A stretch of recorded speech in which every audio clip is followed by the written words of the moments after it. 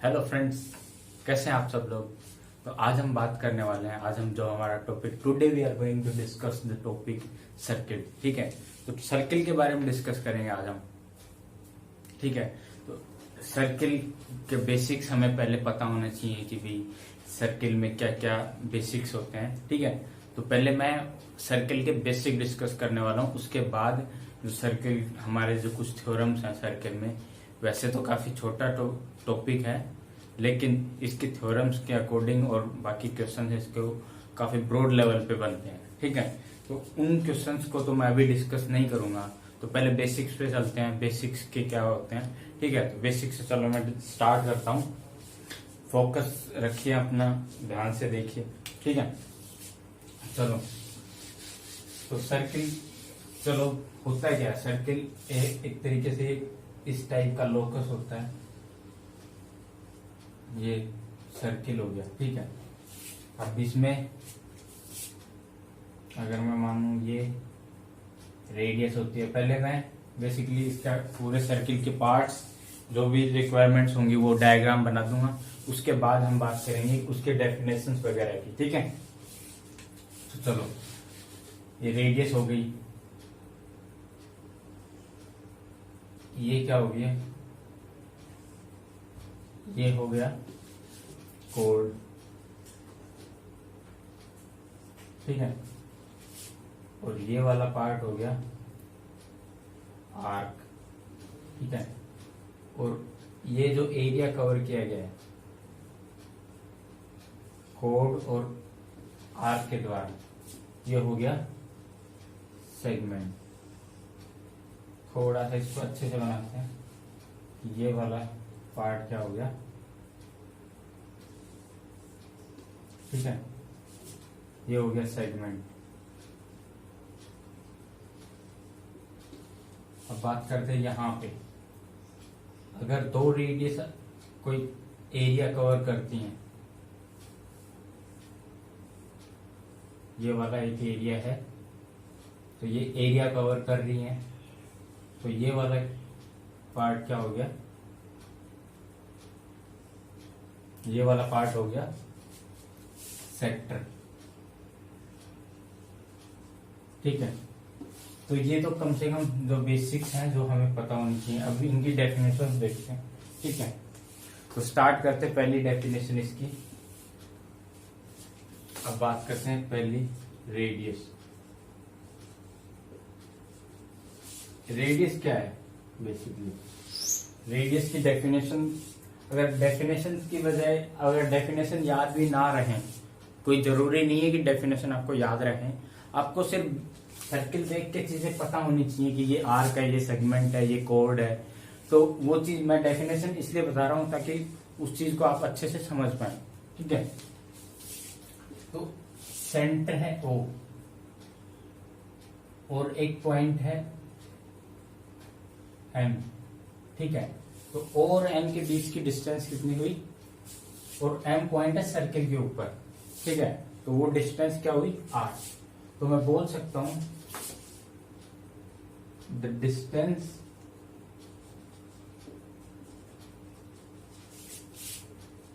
Between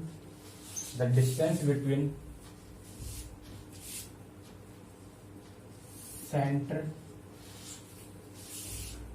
and any point on circle. ठीक है, तो सर्किल के ऊपर कोई पॉइंट हो और सेंटर से जो डिस्टेंस है वो रेडियस होगी। तो ये होगी हमारी रेडियस की डेफिनेशन। अब बात करते हैं दूसरी चीज, डायमीटर क्या होता है। डायमीटर होता है जो रेडियस का डबल होगा वो डायमीटर होगा। तो डायमीटर भी लिख देता हूं मैं यहां पे, डायमीटर। ठीक है, D is equal to 2R। तो डायमीटर ये होता है। थर्ड चीज है, अब बात करते हैं कोड की। CHORD, code. ठीक है, कोड क्या होती है, कोड की बात करते हैं। कोड क्या है, सेंटर के जो भी सर्किल पे दो पॉइंट्स हैं उनको मिलाने वाली एक लाइन है, वो कोड कहलाती है। ठीक है, तो अगर इसका अच्छे से विश्लेषण करें तो क्या है, a line segment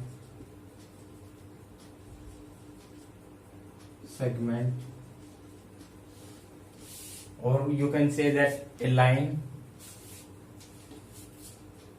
segment which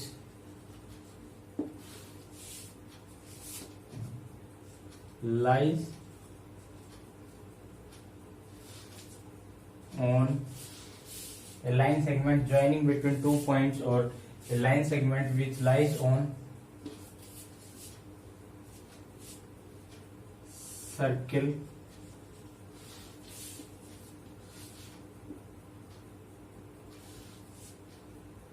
with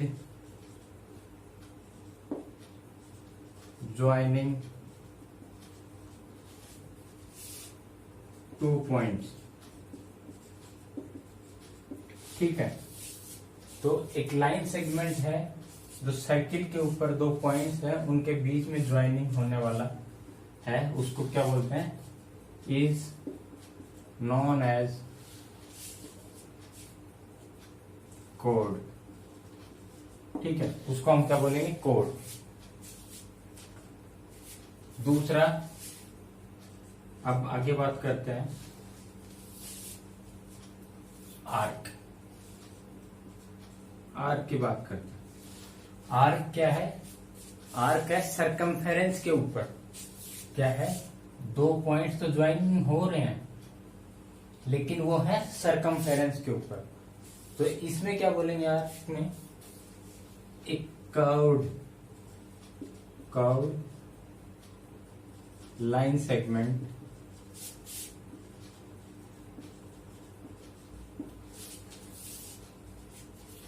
lies on the circumference of the circle। ठीक है, तो सर्किल के जो सरकमफेरेंस के ऊपर जो पॉइंट्स पर ज्वाइनिंग होने वाले, दो पॉइंट्स के बीच ज्वाइनिंग होने वाले जो एक आर्क बनेगी वो क्या होगी, आर्क कहलाएगी। ठीक है, वो आर्क कहलाएगी। तो आर्क की डेफिनेशन हो गई। अब बात करते हैं सेगमेंट। यहां पे बात करते हैं सेगमेंट की। ठीक है, क्या है, सेगमेंट ही है ना, सेगमेंट, सेक्टर और सेगमेंट। ठीक है, तो ये क्या है, सेगमेंट। और you can say the area segment of a circle. तो यहां पे मैं बोल देता हूं एरिया सेगमेंट, क्या बोलते हैं, area segment, area segment, area segment. ठीक है, एरिया सेगमेंट क्या होगा सर्किल का, तो area between A code and segment which having 2 points common, means जो दोनों पॉइंट्स हैं वो कॉमन होंगे, कोड के भी और लाइन सेगमेंट के भी। तो जो भी एरिया कवर करेंगे वो क्या होगा, area segment.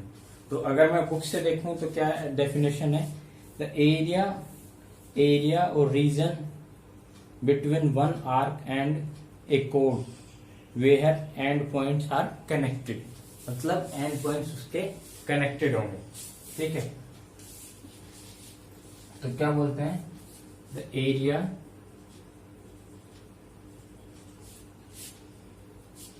Covered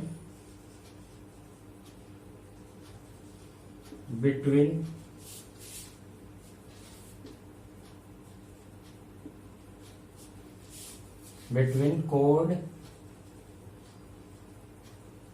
and arc where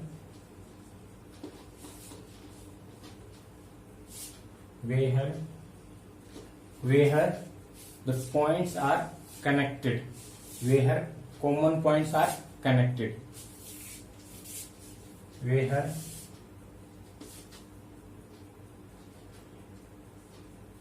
points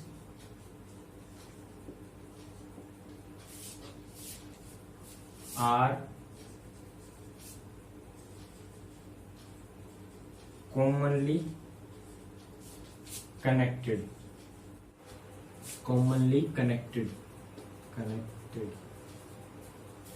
ठीक है। तो हम बात कर रहे हैं कॉमनली कनेक्टेड हो तो area segment, area covered between कोड and are point are commonly connected, मतलब कॉमनली कनेक्टेड होते हैं उन पॉइंट्स के बीच जो एरिया है वो एरिया सेगमेंट हो गया, ठीक है। अब बात करते हैं सेक्टर की। सेक्टर क्या होता है?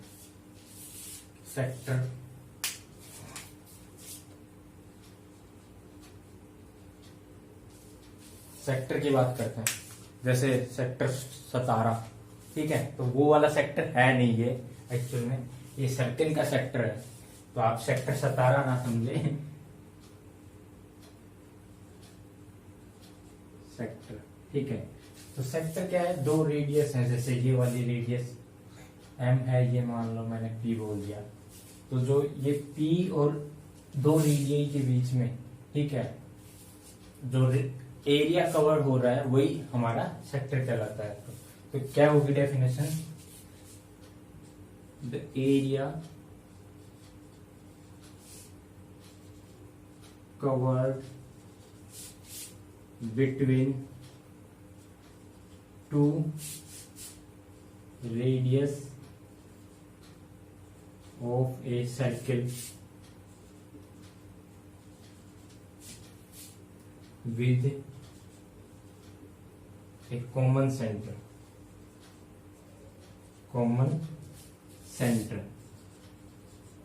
ठीक है।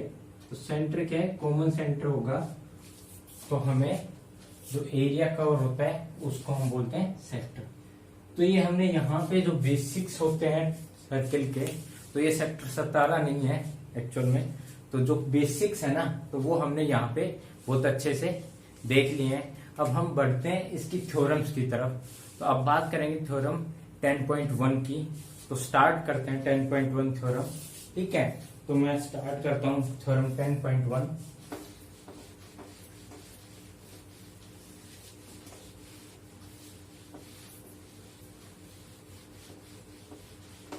तो फ्रेंड्स, हमने बेसिक्स के बारे में डिस्कस कर लिया है, अब हम थ्योरम्स की तरफ चलते हैं। तो थ्योरम हमारी जो होगी वो 10.1 थ्योरम होगी। तो उसमें बेसिकली क्या दिया गया है, मैं स्टेटमेंट रीड करता हूँ, उसके बारे में हम डिस्कस करने वाला है, ठीक है। तो स्टेटमेंट क्या है? थ्योरम कौन सी हमारी? थ्योरम 10.1, ठीक है। तो थ्योरम 10.1 के बारे में अभी हम, स्टेटमेंट क्या है?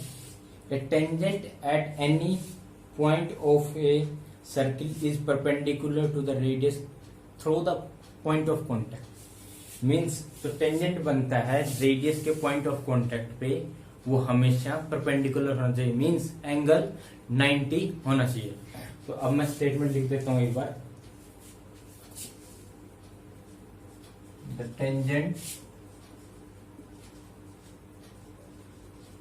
tangent at any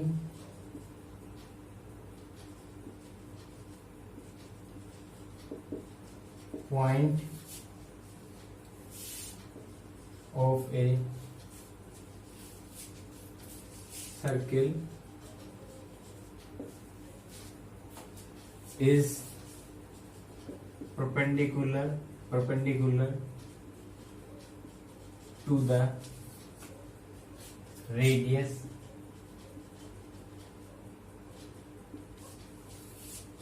through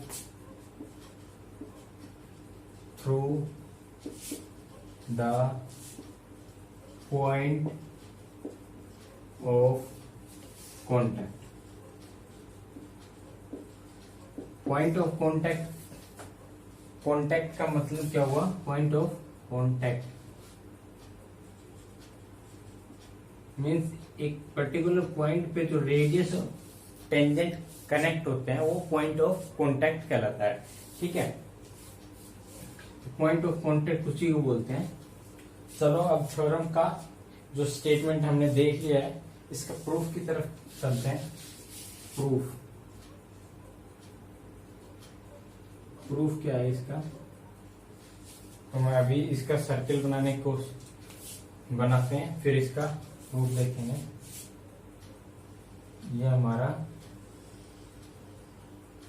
required, basically अच्छा सर्किल तो बना नहीं है, तो दोबारा ट्राई करते हैं। ये हमारा सर्किल बन गया है, काम चल जाएगा इससे। ठीक है, तो अब बात करते हैं, क्या बोला गया, कोई भी टेंजेंट है वो परपेंडिकुलर होगा। तो ये मान लो मैंने यहाँ पे ये सेंटर O है, ये क्या है, सेंटर O,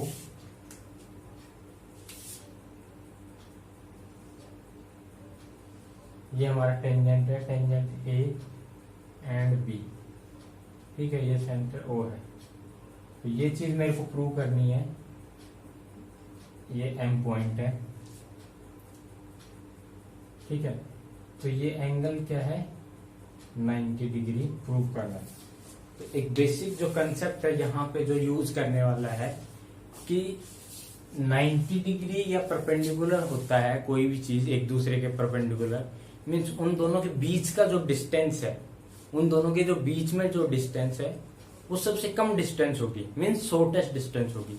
तो ये एक बहुत छोटी सी बात है, लेकिन इसी के बेसिस पे हम प्रूव करने वाला है।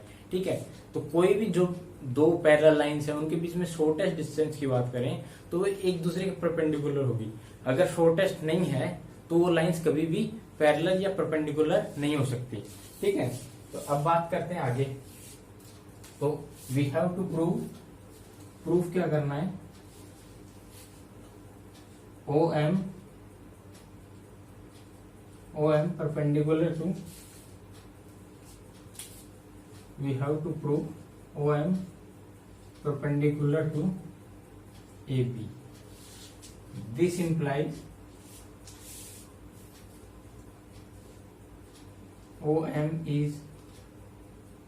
OM should be shortest distance, okay. तो ये OM जो है वो शॉर्टेस्ट डिस्टेंस होनी चाहिए। ठीक है, तो एक और मैं, चलो इसको आगे प्रूफ करते हैं। एक और पॉइंट है, मान लिया मैंने ये है P। ठीक है, OP and OM are equal. क्यों इक्वल है, क्योंकि ये रेडियस है। अब अगर इस OP को मैं थोड़ा सा AB की तरफ लेके जाऊं तो OB is greater than OP। ठीक है, OB is greater than OP। This implies OB also greater than OM। ठीक है, मतलब अगर इस दोनों इक्वल है तो OB OM से बड़ा होगा, और बड़ा है तो इसका मतलब वो शॉर्टेस्ट डिस्टेंस नहीं है। तो जब OB इक्वल टू OM बन जाएगा किसी एक पॉइंट पे आके, then we can say OB is shortest distance. OB is shortest distance, then we can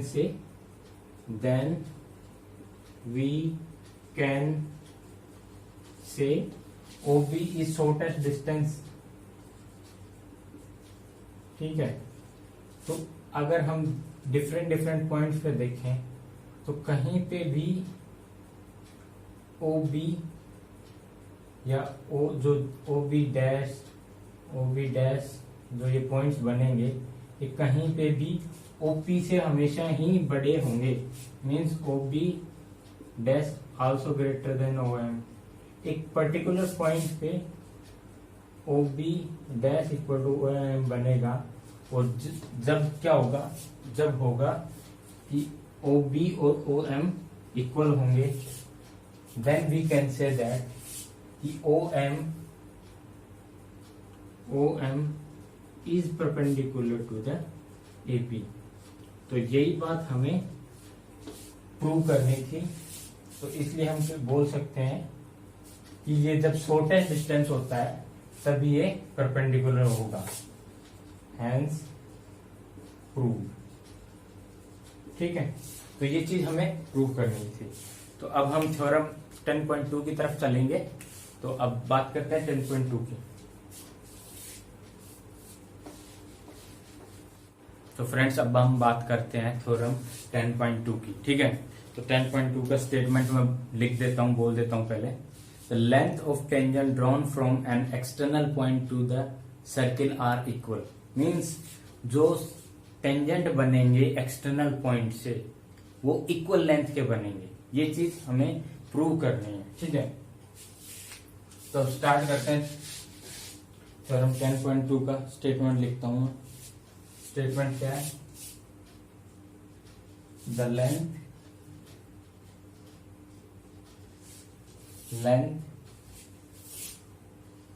of tangent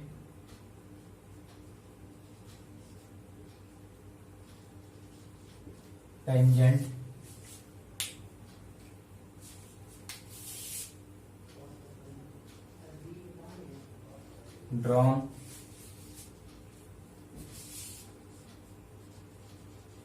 from an external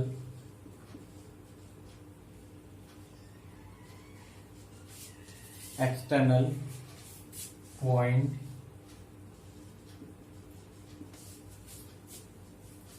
to the circle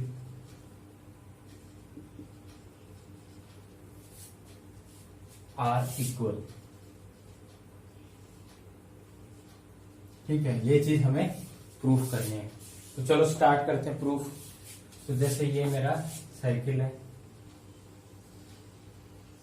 ठीक है, ये कोई एक्सटर्नल पॉइंट है, यहां से मैंने ये एक्सटर्नल पॉइंट से ये दो टेंजेंट खींच दिए। ठीक है, ये एक्सटर्नल पॉइंट है, इससे मैंने दो टेंजेंट खींचे। ठीक है, ये टेंजेंट है, ये हमारा सेंटर है। टेंजेंट ये रेडियस है, ये सेंटर ओ है, ये पॉइंट पी है, ये क्यू एंड आर है। ठीक है, तो मुझे प्रूव करना है कि P Q equal to P R. We have to prove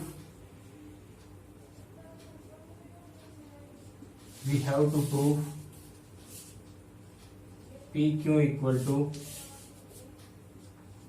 P R.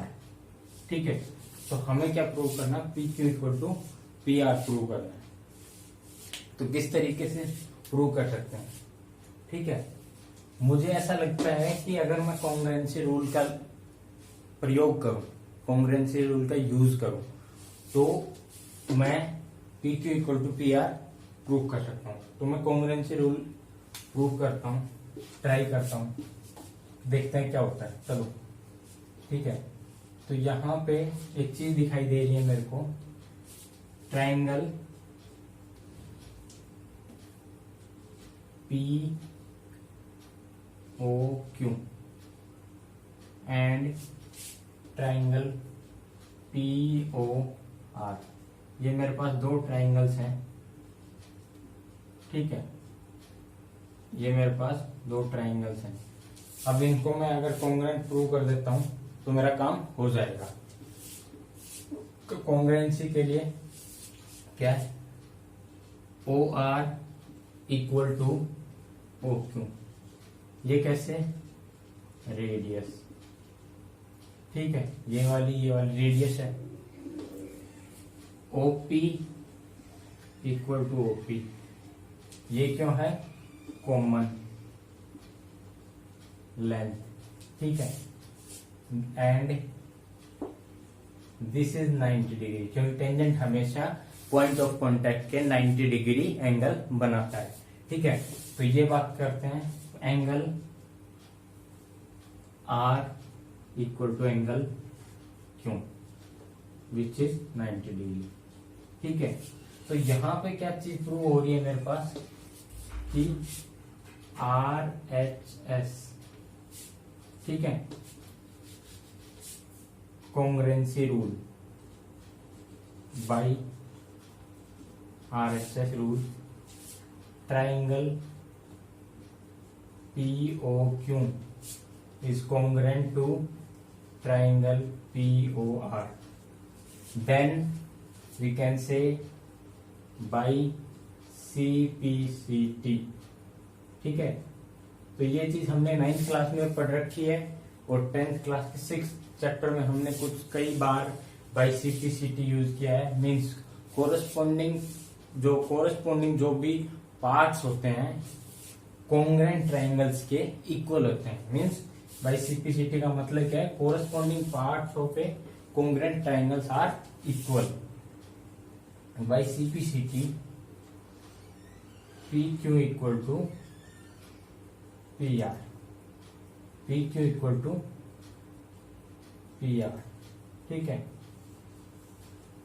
Hence proved. यही चीज हमें थ्योरम 10.2 के अकॉर्डिंग प्रूव करनी थी। ठीक है, तो आपको चीजें बहुत अच्छे से मैंने क्लियर की हैं, समझ में भी आ रही होंगी। कोई डाउट हो तो कमेंट सेक्शन में लिखें, कोई भी प्रॉब्लम हो किसी भी चैप्टर के रिगार्डिंग हो, आप 10th क्लास के चैप्टर के रिगार्डिंग आप कमेंट बॉक्स में लिखें। तो I hope you guys like it and share it and subscribe my channel. Thank you.